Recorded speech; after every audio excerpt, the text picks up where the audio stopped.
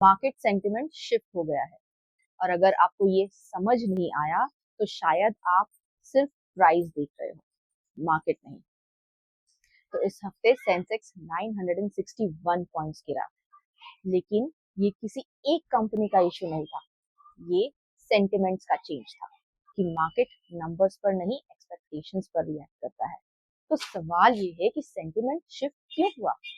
Due to these three major signals.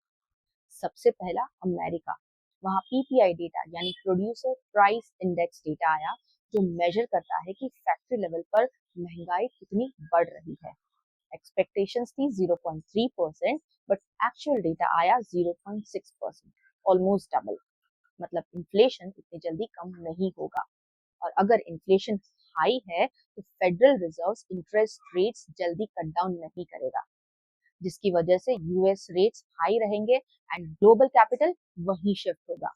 और इसका impact emerging markets जैसे इंडिया पर भी देखने को मिला, और यही से सेलिंग शुरू हुई। दूसरा ट्रिगर क्रूड ऑयल। ऑयल लगभग $71 तक पहुंच गया, और इंडिया 85% ऑयल इंपोर्ट करता है। दैट मीन्स ऑयल महंगा मतलब फ्यूल महंगा, ट्रांसपोर्ट महंगा एंड प्रोडक्शन महंगा, और इवेंचुअली इन्फ्लेशन का रिस्क। तीसरा सिग्नल है टेक सेक्टर। एक ग्लोबल टेक कंपनी के शेयर्स लगभग 13% तक गिरे। डिस्कशन एआई डिसरप्शन को लेकर था। Artificial intelligence traditional IT models को इम्पैक्ट कर सकता है, और इंडिया की आईटी कंपनीज का मेजर रेवेन्यू ओवरसीज मार्केट से आता है, इसलिए ग्लोबल टेक सेंटिमेंट्स का असर यहाँ भी रिफ्लेक्ट होता है। इनफैक्ट सबसे इंटरेस्टिंग बात तो ये है कि इसी वीक इंडिया का जीडीपी 7.8% तक ग्रो हुआ, स्ट्रॉन्गर नंबर्स। फिर भी मार्केट गिरा। क्यों? क्योंकि मार्केट प्रेजेंट डेटा पर नहीं चलता, फ्यूचर रिस्क प्रेडिक्ट करता है। अब इम्पोर्टेंट पार्ट, सिर्फ रीजन समझना इम्पोर्टेंट नहीं है, हमारा सोचने का तरीका भी इम्पोर्टेंट है। तो नेक्स्ट टाइम जब मार्केट गिरे तब पैनिक होने से पहले ये चार चीजें चेक करो। पहला, ट्रिगर टेम्पररी है या structural? Temporary shock over reaction deserve नहीं करता, और स्ट्रक्चरल प्रॉब्लम इग्नोर नहीं करना चाहिए। दूसरा, ग्लोबल मूव है या सिर्फ इंडियन मार्केट अफेक्ट हो रहा है?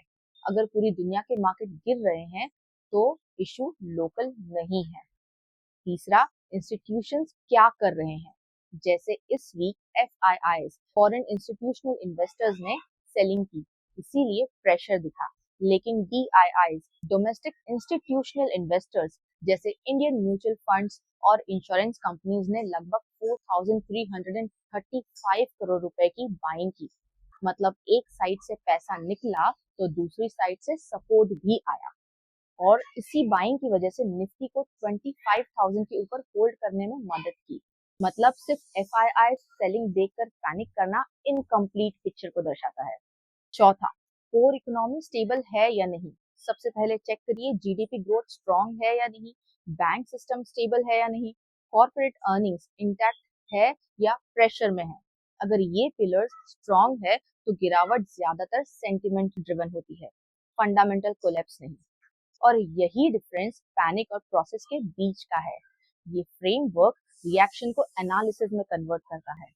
तो अब अगले हफ्ते क्या देखना है? आरबीआई पॉलिसी डिसीजन से ज्यादा टोन देखो। क्रूड ऑयल स्पाइक है या सस्टेन्ड ट्रेंड है?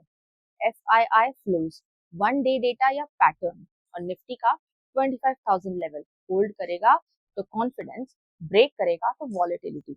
स्मार्ट इन्वेस्टर रिएक्शन नहीं डेटा ऑब्जर्व करता है। एंड यस, मार्केट अनप्रेडिक्टेबल हो सकता है लेकिन इरैशनल नहीं। तो जो सिग्नल्स कनेक्ट करता है वो पैनिक से बाहर आ जाता है। एंड ये कोई बाय सेल एडवाइस नहीं है, ये थिंकिंग फ्रेमवर्क है। इन्वेस्टमेंट डिसीजन लेने से पहले अपनी रिसर्च जरूर करें। और अगर वीडियो हेल्पफुल लगी हो तो चैनल को सब्सक्राइब करना न भूलें।